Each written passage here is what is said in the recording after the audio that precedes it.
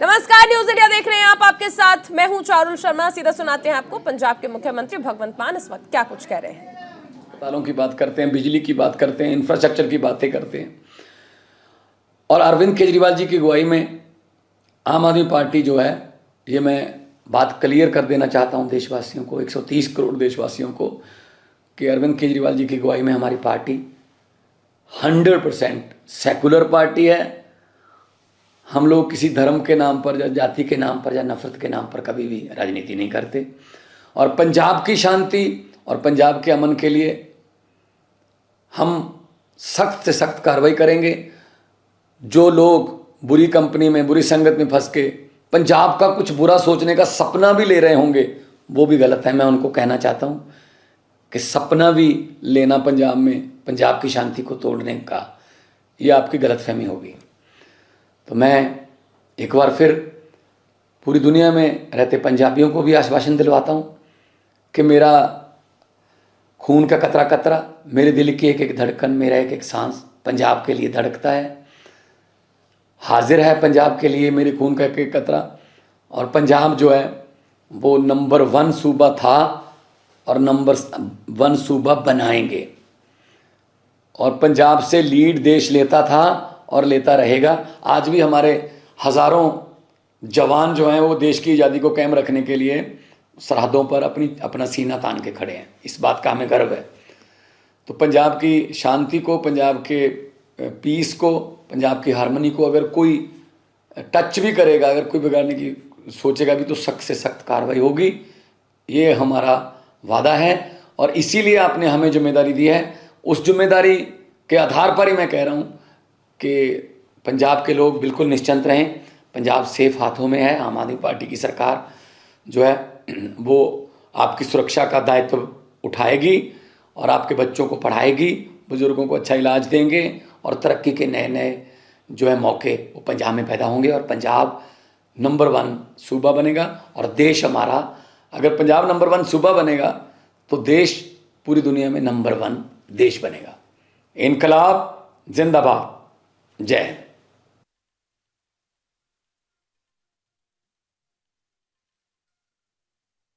पंजाब के मुख्यमंत्री भगवंत मान को आपने सुना, जिन्होंने कहा कि पंजाब में देखिए जिस तरह से शांति फैलाने की कोशिश की जा रही है, ऐसी चीज़ों पर ध्यान नहीं देना। और इसके साथ ही उन्होंने कहा कि पंजाब के विकास में जो लोग आड़ा बनने की कोशिश कर रहे हैं, जो लोग विघ्न डालने की कोशिश कर रहे हैं, उनकी कोशिशें विफल रहेगी और पंजाब विकास के रास्ते पर आगे लगातार बढ़ता रहेगा। पंजाब के मुख्यमंत्री भगवंत मान की ओर से ये बातें कही गई।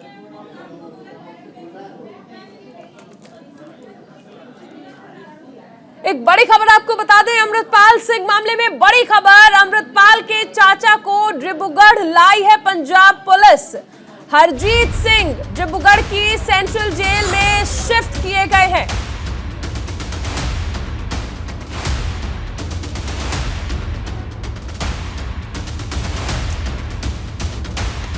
बड़ी खबर आपको बताई जा रही है। आरोपियों को भी डिब्रूगढ़ लेकर पहुंची है पंजाब पुलिस। अमृतपाल मामले में देखिए, एक तरफ लगातार अमृतपाल को खोजा जा रहा है। 4 दिन हो चुके हैं, आखिर अमृतपाल सिंह कहां है, इसको लेकर पंजाब पुलिस लगातार छापेमारी कर रही है। लेकिन दूसरी तरफ अमृतपाल के चाचा और ड्राइवर ने क्योंकि सरेंडर कर दिया था, वैसे में अमृतपाल के चाचा को डिब्रूगढ़ लाई पंजाब पुलिस। हरजीत सिंह डिब्रूगढ़ की सेंट्रल जेल में शिफ्ट किए गए हैं और अन्य आरोपियों को भी डिब्रूगढ़ ही ला रही है पंजाब पुलिस। देखिए, सुरक्षा के इंतजाम किए जा रहे हैं क्योंकि बड़ा सवाल यह भी है कि आखिर अमृतपाल कहां है।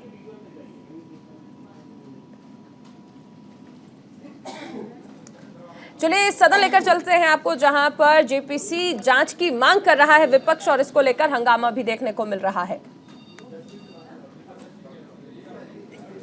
तो देखिए, अडानी के मुद्दे पर लगातार विपक्ष जो है वो हंगामा कर रहा है और ऐसे में जेपीसी जांच की मांग जो है वो की जानी चाहिए अडानी के मुद्दे पर। और ऐसे में आप ये तस्वीरें देख रहे हैं जहां पर विपक्ष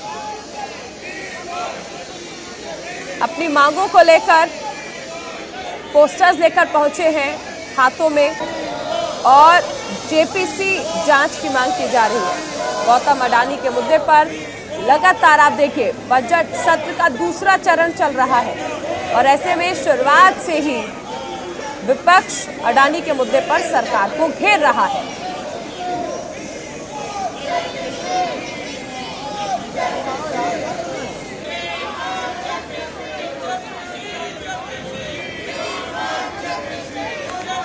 जी मैम, मैं देख रहा हूं मेरे सामने।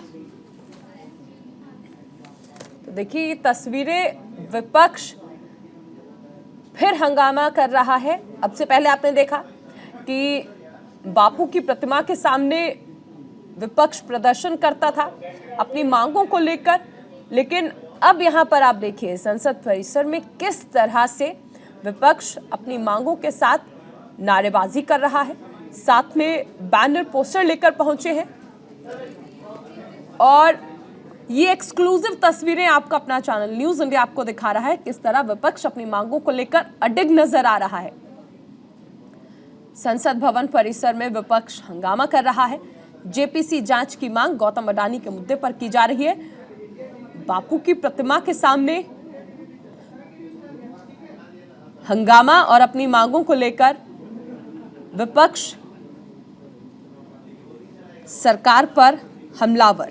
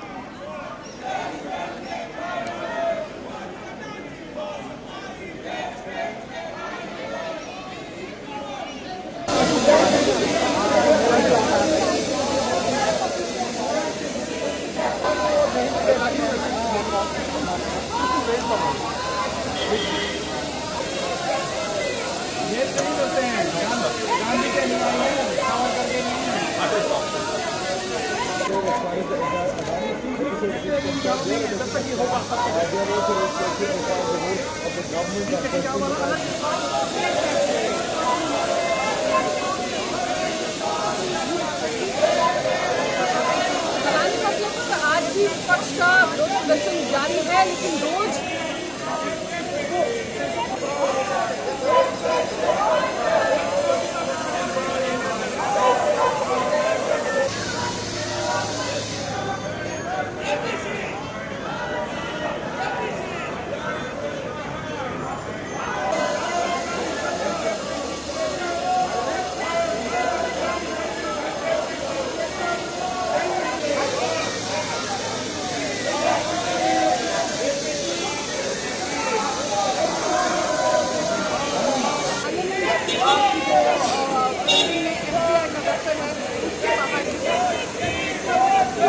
देखिए सदन की कार्यवाही जब से शुरू हुई है तब से लगातार हंगामा देखने को मिल रहा था। एक तरफ बीजेपी जहां राहुल गांधी से माफी की मांग कर रही थी, वहीं दूसरी तरफ अडानी के मुद्दे को लेकर लगातार विपक्ष नारेबाजी कर रहा था। सदन में पक्ष और विपक्ष का हंगामा रोज देखने को मिला। कार्यवाही का हर दिन हंगामे की भेंट चढ़ा और ऐसे में फिलहाल देखिए कार्यवाही स्थगित थी और ऐसे में अब अडानी के मुद्दे पर क्योंकि लगातार जेपीसी जांच की मांग कर रहा है विपक्ष, ऐसे में नारेबाजी लोकसभा और राज्यसभा दोनों ही सदनों में देखिए लगातार हंगामा चल रहा है। बीजेपी जहां कांग्रेस नेता राहुल गांधी से लंदन में दिए गए उनके बयान के लिए माफी की मांग पर अड़ी है, वहीं कांग्रेस समेत तमाम विपक्षी पार्टियां अडानी सहित अन्य मुद्दों को लेकर हंगामा कर रही है।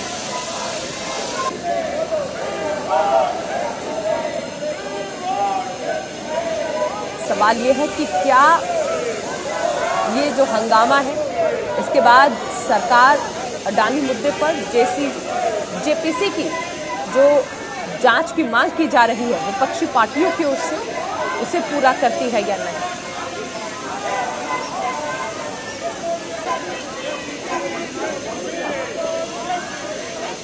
संसद के बजट सत्र के दूसरे चरण में सदन की कार्यवाही पिछले कई दिनों से हंगामे की भेंट चढ़ रही है। विपक्ष अडानी मुद्दे पर संसद से लेकर सड़क तक हमलावर है।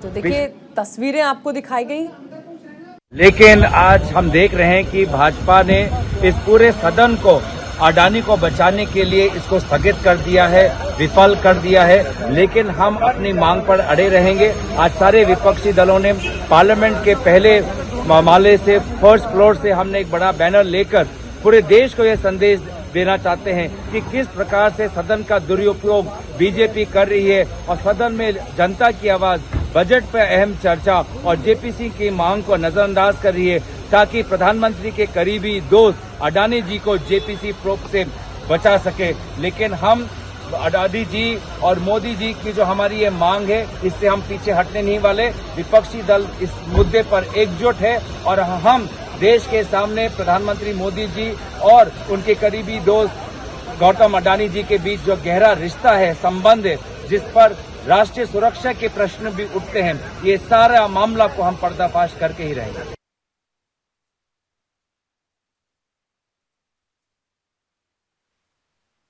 विपक्ष लगातार हंगामा कर रहा है और गौतम अडानी प्रकरण में जेपीसी जांच की मांग की जा रही है। तरुण गोगोई को आपने सुना, जिन्होंने कहा कि जिस तरह से मोदी सरकार ने अडानी की मदद की है, इस मामले की जांच की जानी चाहिए और इसको लेकर हम लगातार अपनी आवाज उठा रहे हैं।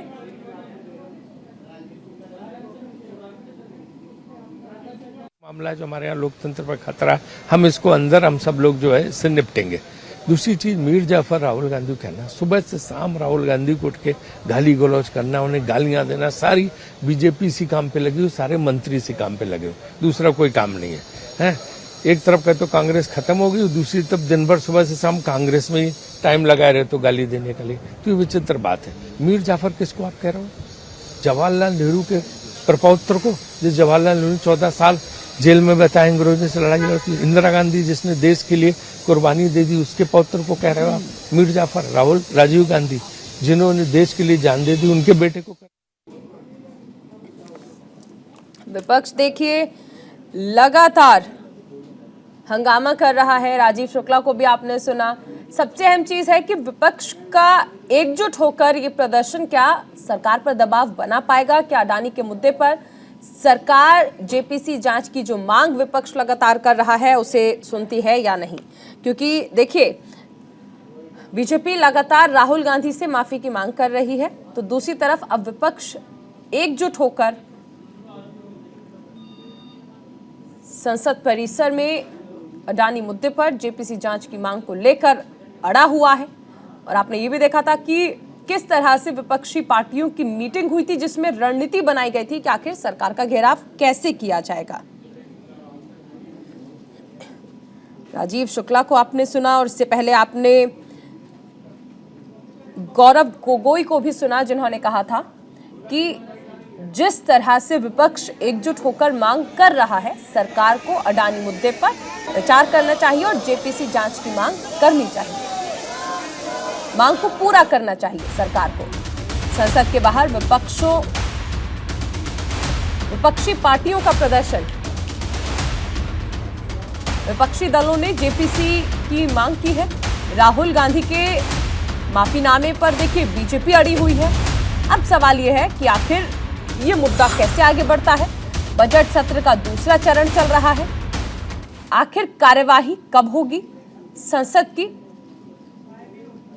क्योंकि हर रोज जैसे ही सदन की कार्यवाही शुरू होती है, विपक्ष का हंगामा शुरू हो जाता है, पक्ष विपक्ष आमने सामने आ जाते हैं और उसके बाद कार्यवाही स्थगित हो गई।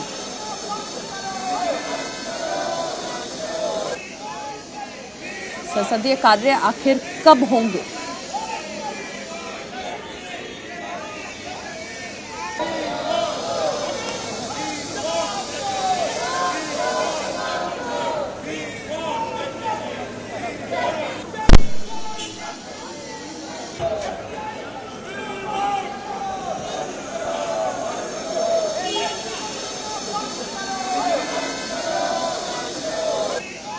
देखिए, बजट सत्र खत्म होने में अब बस 2 सप्ताह का समय रह गया। बजट सत्र 6 अप्रैल को समाप्त हो जाएगा। केंद्र सरकार को बजट पारित कराना है। नियम अनुसार केंद्रीय बजट को वित्तीय वर्ष की समाप्ति से पहले यानी 31 मार्च 2023 से पहले संसद के दोनों सदनों में पारित कराना होगा। और ऐसे में सरकार इस सप्ताह कोशिश कर सकती है कि बजट क्लियरेंस की प्रक्रिया कम से कम शुरू हो जाए। लेकिन ऐसी तस्वीरें जो हम देख रहे हैं, जिसमें लगातार प्रदर्शन हो रहा है, विपक्ष अपनी मांगों को लेकर अड़ा हुआ है, ऐसे में सरकार के सामने भी कई चुनौतियां हैं। विपक्ष की पार्टियों का प्रदर्शन,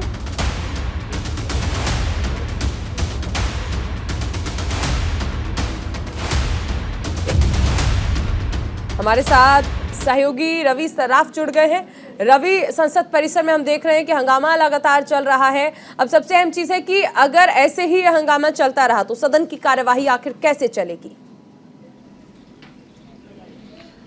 बिल्कुल, देखिए, विरोध जो है लगातार बढ़ते जा रहा है। और जिस तरीके से सदन के अंदर की बात करें तो पहले हंगामा हुआ, उसके बाद जिस तरह से पोस्टर अंदर दिखाए गए हैं अडानी के खिलाफ में, और एक गठजोड़ बार बार विपक्ष की तरफ से बताया जा रहा है अडानी और प्रधानमंत्री के बीच में। आज हमने एक अलग बात ये देखा कि टीएमसी जो लगातार अंदर सदन के अंदर विरोध दर्ज करा रहे थे, वो मार्च करते हुए विजय चौक तक आए। हालांकि विपक्ष टीएमसी के जो तमाम सांसद हैं वो विरोध करते हुए विजय चौक तक आए और टीएमसी की तरफ से मांग की गई कि अडानी की गिरफ्तारी होनी चाहिए। तो देखिए, विपक्ष जो है इस मामले पर जो है लगातार बना हुआ है और विरोध अलग अलग तरीके से किया जा रहा है। कभी मार्च किया जा रहा है, कभी जो है ह्यूमन चेन बनाया जा रहा है। और आज इस तरीके से बड़े बड़े पोस्टर जो पार्लियामेंट की बिल्डिंग के बाहर लगाए गए हैं और दिखाए गए हैं, ये जाहिर सी बात है कि विपक्ष अब इस मामले पर जो है अड़ा हुआ है कि जेपीसी गठन होना चाहिए और अडानी समूह मसले पर चर्चा की मांग को लेकर देखिए लोकसभा और राज्यसभा दोनों सदनों में लगातार नोटिस दिया जा रहा है कांग्रेस के सांसदों के द्वारा। और दूसरी तरफ जो भारतीय जनता पार्टी के जो सांसद हैं वो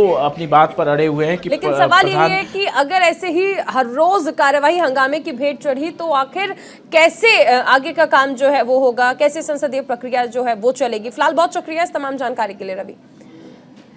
इस बीच एक बड़ी खबर आपको बता दें, उमेश पाल हत्याकांड से जुड़ी यह बड़ी खबर है। अतीक के गुर्गे लल्ला गद्दी ने सरेंडर किया है। अतीक गुर्गे को अब एनकाउंटर का डर सताने लगा है। अतीक के गुर्गों को एनकाउंटर का डर सताने लगा है। उमेश पाल हत्याकांड से जुड़ी इस वक्त की बड़ी खबर आपको बताई जा रही है। अतीक के गुर्गे लल्ला गद्दी ने सरेंडर कर दिया है। बताया जा रहा है कि गुर्गे की तरफ से पुलिस को फोन किया गया और सरेंडर करने की बात बताई गई। लल्ला गद्दी ने सरेंडर कर दिया है। उमेश पाल हत्याकांड में लगातार पुलिस अपनी कार्रवाई कर रही है। कल हमने ये भी देखा था कि किस तरह से अतीक के एक गुर्गे मोहम्मद गुलाम, जिसके घर को ध्वस्त किया गया था,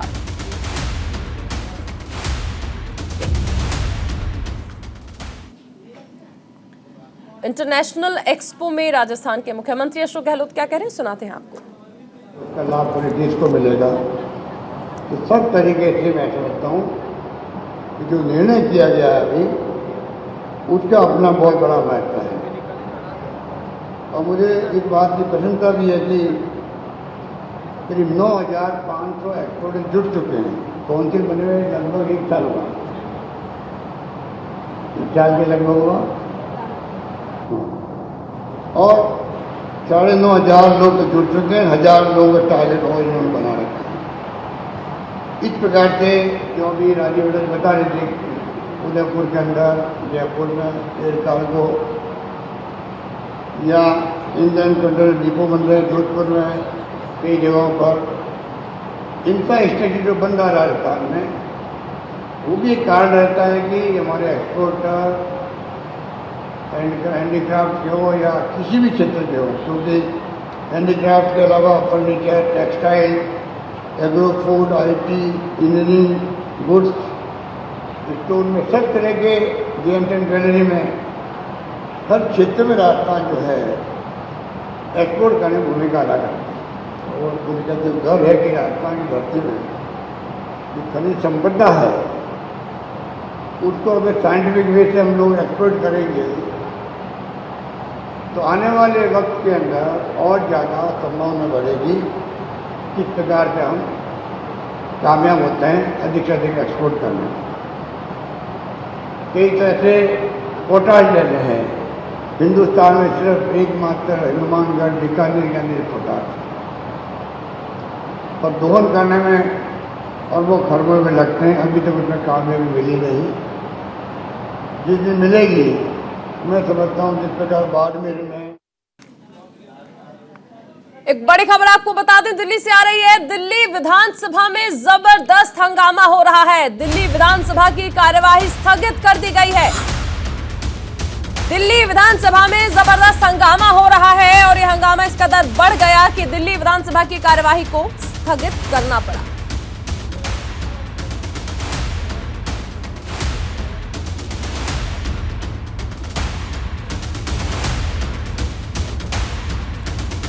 दिल्ली विधानसभा की कार्यवाही स्थगित हो गई है। आज देखिए जिस तरह से बजट पेश होना था, लेकिन बजट को रोक दिया गया। इसको लेकर आम आदमी पार्टी की ओर से हंगामा किया गया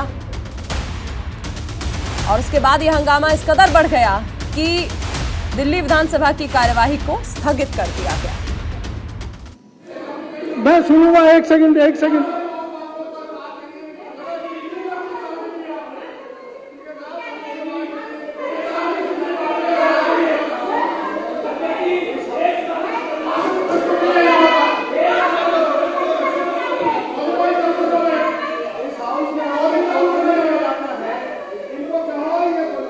अरे सारा समय आप खराब करके आज आधा घंटा बेकार की बहसों पे खराब किया। आधा घंटा जिनको मालूम ही नहीं कुछ भी, उसको रूलिंग मालूम नहीं, एलओपी रहे विजेंद्र गुप्ता। मैं बार बार रिक्वेस्ट कर रहा था उससे, बार रिक्वेस्ट कर रहा था। क्या ये सदन आप लोगों को बकवास सुनने में नहीं चाह बेटा?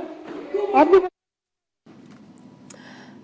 कोल इंडिया लिमिटेड की देखरेख में 26 मार्च को कोल इंडिया मैराथन का आयोजन रांची में किया जाएगा। इस मैराथन में पुरुषों और महिलाओं के लिए दौड़ प्रतिस्पर्धा की 4 श्रेणियां हैं। वहीं मैराथन के प्रचार प्रसार के लिए सीसीएल ने एक मोबाइल वैन रवाना किया है जो शहर के कई क्षेत्रों में जाएगी और लोगों को जागरूक करेगी। आपको बता दें कि पूर्ण मैराथन 42 किलोमीटर का होगा, जबकि हाफ मैराथन 21 किलोमीटर आयोजित किया जाएगा। अभी तक 2000 से ज्यादा प्रतिभागियों ने मैराथन में भाग लेने के लिए रजिस्ट्रेशन कराया है। बिरसा मुंडा फुटबॉल स्टेडियम में इस दौड़ को शुरू किया जाएगा। कई प्रोफेशनल धावक भी इसमें शामिल होंगे। वहीं सीएम हेमंत सोरेन को भी इसमें आमंत्रित किया गया है। अब देखिए, थीम एज सच हम लोगों ने डिक्लेयर नहीं किया क्योंकि बहुत सारे उस पर भी सजेशंस थे, लेकिन थीम का बेसिकली आप अगर कहेंगे तो ये विकास की दौड़ है, ऊर्जित भारत की दौड़ है। हम लोग एक रोशन भारत की दौड़ लेके चलते हैं, युवा पीढ़ी की दौड़ है, एक अमृतकाल की दौड़ है। तो इसीलिए हम लोगों ने इसको कोई पर्टिकुलर थीम से नहीं जोड़ा क्योंकि पहली बार हो रहा है। और इसी के साथ उस बुलेटिन में फिलहाल इतना ही। आप बने रहिए न्यूज़ इंडिया के साथ।